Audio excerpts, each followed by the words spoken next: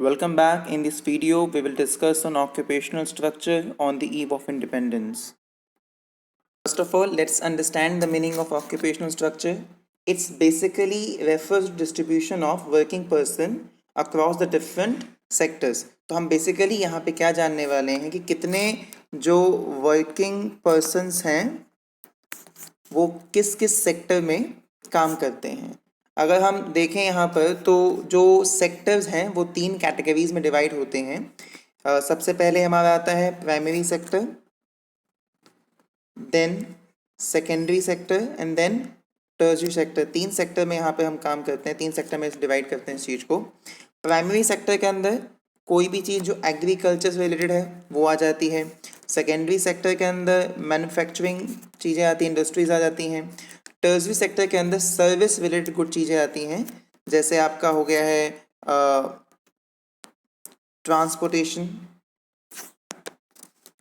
Banking, insurance etcetera. इन सभी categories को यहाँ पे हम काउंट करते हैं डिफरेंट कैटेगरीज में।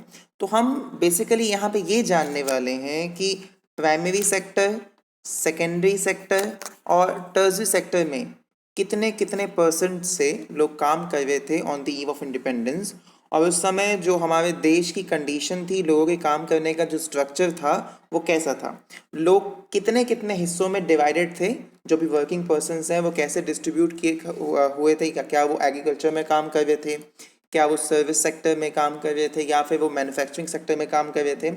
हम इस कैटेगरी को यहाँ समझेंगे और उससे समझेंगे कि इकोनॉमिकल हालात कैसे थे उस समय के। Now on the base of this table we can understand occupational structure in very well manner. We can also get the percentage of person who is actually working in primary sector, then secondary and tertiary sector. Actually में उस 1947 के around कोई एक पुख्ता data मौजूद नहीं है हमारे पास में, तो हम उसके बेस पर इतना डिटेल में नहीं बात कर सकते। इसलिए इस डेटा का इस्तेमाल किया गया है थोड़ा सा उस चीज़ को, जो हमारे ईव के टाइम जो कंडीशन को थोड़ा समझने के लिए। ऑब्वियसली बात है कि जो कंडीशन इस समय उससे बुरी ही कंडीशन होगी ऑन द ईव। तो केवल डेटा की कमी से इस टेबल को हम यहाँ पर एनालाइज करेंगे और समझेंगे कि भाई ऑन द ईव में क्या हालात होंगे उस समय। तो अगर हम इसे मोटा माटी यहाँ पे देख लें, इस चीज़ को बिल्कुल ब्रॉडली समझ लें यहाँ पर, तो आप कह सकते हैं कि भाई 75% जो हैं वो प्राइमरी सेक्टर में काम करते हैं। 75% जो हैं वो प्राइमरी सेक्टर में काम कर रहे थे उस समय, अप्रॉक्स इतना होगा 75%, एंड इन दोनों को मिला के 25% आप यहाँ काउंट कर सकते हैं। तो डिटेल में इस चीज़ को पढ़ते हैं क्या कंडीशन थी उस समय। जैसा कि हम यहाँ पे देख ही रहे हैं ऑलरेडी कि प्राइमरी सेक्टर में 72.7% एंड सेकेंडरी सेक्टर में 10.1% एंड टर्शियरी सेक्टर में 17.2% हमें लोग यहाँ पर काम करते हुए दिख रहे हैं। एक चीज़ और जो यहाँ से हाईलाइट हो रही है कि बहुत बड़ा जो रेशियो है, यानी 72.7% एक बहुत बड़ा रेशियो है, ये हमें प्राइमरी सेक्टर में काम करता हुआ दिख रहा है, जो इस बात को सिंबलाइज कर रहा है कि जो इकोनॉमिकल ग्रोथ है उस समय की वो अनबैलेंस्ड है, यानी जो सिस्टम है उसमें अनबैलेंस्ड ग्रोथ में काम कर रहा है। हमने पढ़ा था फॉरेन ट्रेड के दौरान में कि बहुत हम क्या कर रहे थे, एक्सपोर्ट कर रहे थे रॉ मटेरियल को। वो इसी वजह से एक्सपोर्ट कर रहे थे कि बहुत सारे लोग ऑलरेडी प्राइमरी सेक्टर में काम कर रहे हैं, तो हमारे पास है ही नहीं कोई और चीज़, हम मैन्युफैक्चर में कुछ प्रोड्यूस ही नहीं कर रहे हैं कि हम जिसे बाहर बेचें, बाहर एक्सपोर्ट करें उस चीज़ को। तो ये अनबैलेंस्ड ग्रोथ की ओर सिम्बलाइज कर रहा है। हमने एक और चीज़ पढ़ी थी उस समय कि बहुत से लोग थे जो हैंडीक्राफ्ट बिजनेस उनका छूट गया था, ऑलरेडी वो लोग इंडस्ट्रियल सेक्टर से निकाल दिए गए थे या फिर फोर्सफुली वहाँ से उन्हें जाना पड़ा। तो नॉर्मली कंडीशन क्या हुई कि एग्रीकल्चर पे बर्डन ज़्यादा पड़ गया एम्प्लॉयमेंट जनरेट करने का, एम्प्लॉय देने का। तो इस वजह से भी हमें यहाँ ज़्यादा पर्सन काम करते हुए दिखेंगे प्राइमरी सेक्टर में। लेकिन इस पूरी कंडीशन से अनबैलेंस ग्रोथ को यहाँ पर स्टैब्लिश किया एक तरीके से। तो ये जो ग्रोथ है यहाँ पर स्ट्रक्चर का अनबैलेंस्ड है। अगर लोग प्राइमरी सेक्टर में एक अच्छा खासा रेशियो काम करता, मान लीजिए 40% यहाँ काम करता ऑलरेडी, और इसके अराउंड ही मैन्युफैक्चरिंग सेक्टर में भी काम करता, तो हमें एक चीज़ समझ आती कि नहीं चलो ठीक है अभी कंडीशन प्राइमरी सेक्टर में रॉ मटेरियल प्रोड्यूस हो रहा है और मैन्युफैक्चरिंग उसे आगे प्रोड्यूस करके मॉडिफाई करके आगे मार्केट के अंदर बेचने की कोशिश कर रहे हैं। लेकिन यहाँ क्या है या 17.2% जो है वो प्राइमरी सेक्टर में काम कर रहे हैं, और वहीं 10.1% हमें सेकेंडरी सेक्टर में दिख रहे हैं, जो अपने आप में एक बहुत ही ज़्यादा बड़ा गैप है।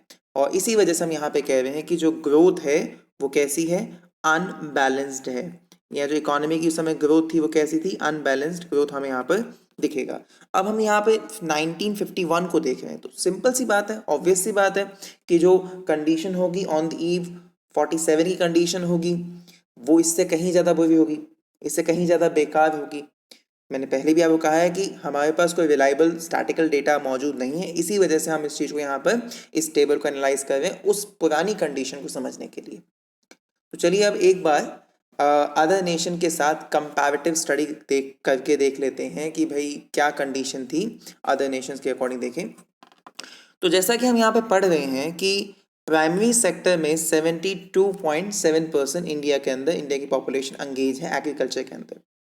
अगर यही देखें हम रेशियो, तो इंग्लैंड और अमेरिका के अंदर देखें तो वहाँ पे 2% दिखता है हमें यहाँ पे ये रेशियो, यानी यूएसए में ये रेशियो में 2% दिखने वाला है, यानी एग्रीकल्चर में काम करने वाले लोग काफ़ी कम दिख रहे हैं उस जगह पे। जापान में वो 12% दिखने वाला है और जर्मनी के अंदर 4%। तो ये अपने आप में बहुत बड़ा गैप है, बहुत बड़ा गैप दिख रहा है कि इंडिया में इतने ज़्यादा लोग 72.7%, अराउंड 75% लोग केवल और केवल एग्रीकल्चर सेक्टर में इन्वॉल्व है, यहाँ अंगेज है, जबकि यूएसए, जापान, जर्मनी जैसे देशों के अंदर बहुत कम रेशियो है जो लोग एग्रीकल्चर सेक्टर में अंगेज हैं।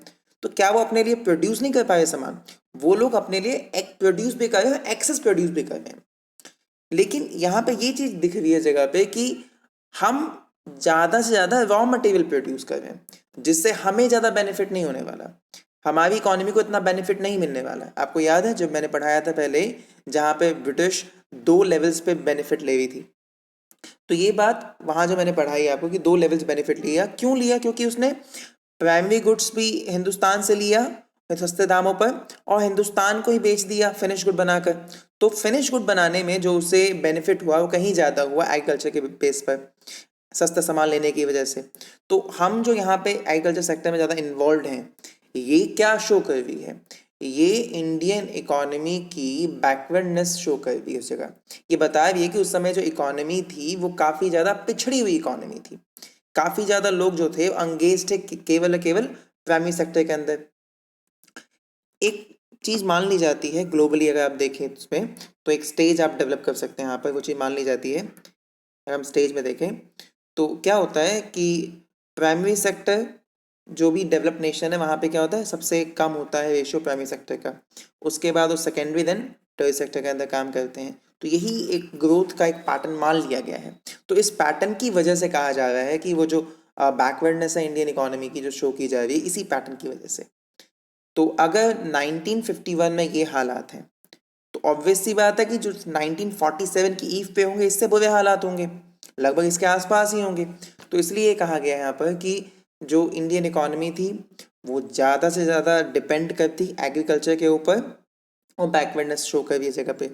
दूसरा अगर हम देखें, अगर हम दूसरा सेकेंडरी सेक्टर में थोड़ा कंपैरेटिव सिस्टम देखें यहाँ पर, तो क्या है, यूएसए में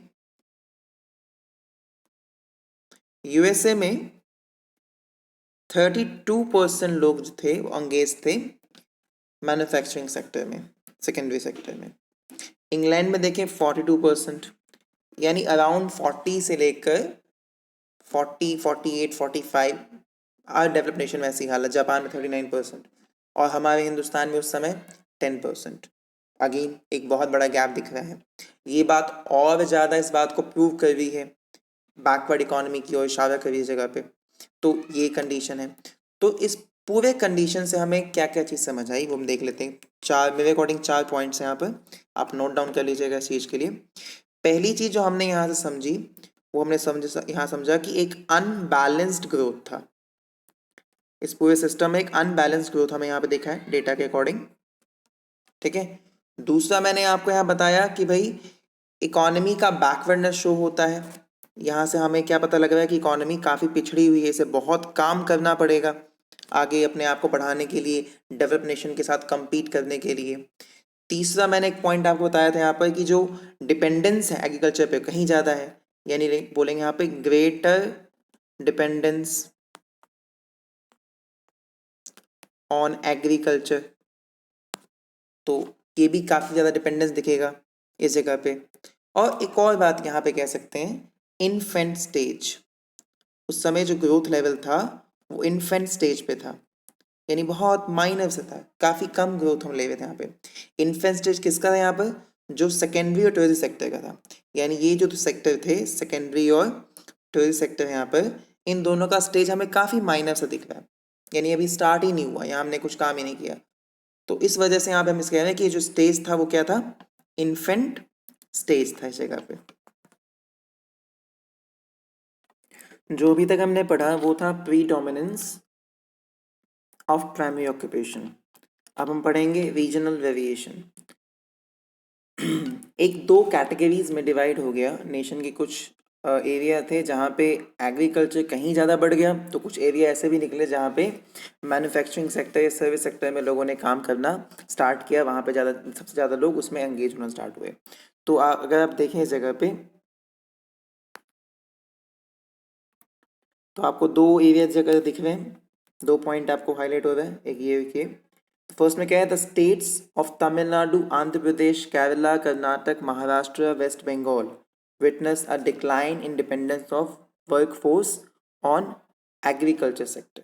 तो ये इन लोगों का क्या हुआ कि इन्होंने एग्रीकल्चर सेक्टर में काम करना थोड़ा इन एरिया में कम हो गया और लोग यहाँ से धीरे धीरे शिफ्ट होने लगे मैन्युफैक्चरिंग एंड सर्विस सेक्टर की ओर बढ़ने लगे। अब डेफिनेटली ऐसा क्यों हुआ होगा? क्योंकि एक्चुअली में इन एरियाज़ में पोर्ट्स वगैरह स्टैब्लिश थे, इन एरिया में ऑलरेडी इंडस्ट्री स्टैब्लिश थी ब्रिटिशर्स की, और धीरे धीरे लोग क्या कर रहे थे? मैन्युफैक्चरिंग सेक्टर में जा रहे थे, उन्हें वर्कर चाहिए थे ब्रिटिशर्स को, उन्हें क्लर्क चाहिए थे। तो हम इसमें क्या हुआ, इस एरियाज़ में ऑलरेडी इस तरफ एग्रीकल्चर से लोग शिफ्ट होने लगे मैन्युफैक्चरिंग सेक्टर की ओर। तो ये हमें ये दिखेगा इस जगह पे। फिर दूसरा जो पॉइंट यहाँ पे हमें दिख रहा है जगह पे कि उसी टाइम पे उड़ीसा, राजस्थान, हरियाणा, पंजाब के अंदर ही आता है इस समय हरियाणा पंजाब, ठीक है। तो जो एरिया था उसमें इन सब की ओर लोग यहाँ पे क्या है, एग्रीकल्चर सेक्टर में लोग ज़्यादा काम करना स्टार्ट करके। तो एक रीजनल वेरिएशन भी दिखा हमें इस जगह पे। कहीं पे लोग मैन्युफैक्चरिंग सेक्टर में जा रहे हैं, सबसे ज़्यादा लोग एंगेज हो रहे हैं, तो कहीं पे लोग सबसे ज़्यादा कहाँ एंगेज हो रहे हैं? एग्रीकल्चर सेक्टर में। तो उस समय कंडीशन दो टर्म्स में डिवाइड थी। एक तो था प्रीडोमिनेंस ऑफ एग्रीकल्चर सेक्टर, ज़्यादा से ज़्यादा लोग अंगेज हो गए एग्रीकल्चर सेक्टर के अंदर। वहीं दूसरी ओर आपको रीजनल वेरिएशन, रीजनल गैप भी दिखा कि कहीं जगह एग्रीकल्चर सेक्टर में लोग ज़्यादा काम कर रहे हैं, तो किसी जगह पे लोग मैन्युफैक्चरिंग या फिर सर्विस सेक्टर में ज़्यादा लोग काम कर रहे हैं। तो यही दो हिस्सों में यहाँ पे चीज़ें डिवाइड थी, एग्रीकल्चर सेक्टर इन दो टर्म्स में डिवाइड था। आज के लिए इतना ही, धन्यवाद।